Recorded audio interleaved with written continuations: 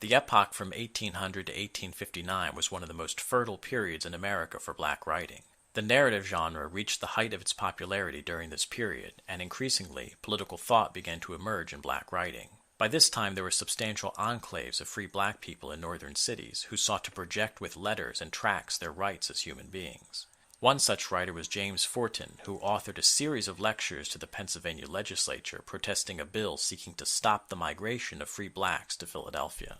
The violence of slavery and an unconquerable thirst for freedom are themes in Frederick Douglass's book, A Narrative of the Life of Frederick Douglass, an American Slave, published in 1845.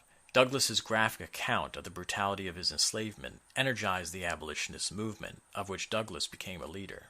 Another narrative which offers a penetrating and unusual insight into the 19th century is William G. Allen's The American Prejudice Against Color, published in 1853, in which Allen recounts the vicious mob reaction to the news that he and a white woman had become engaged. In 1853, the first novel by a black person appeared, entitled Clotel, or The President's Daughter, by William Wells Brown.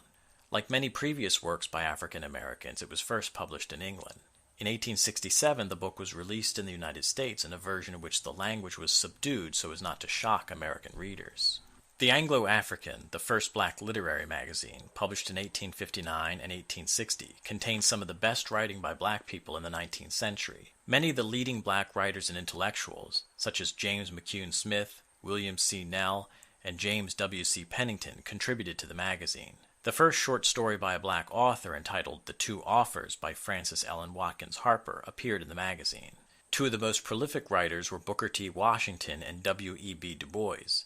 In 1899, Washington published The Future of the American Negro, in which he advocated socioeconomic advancement through education and self-sufficiency.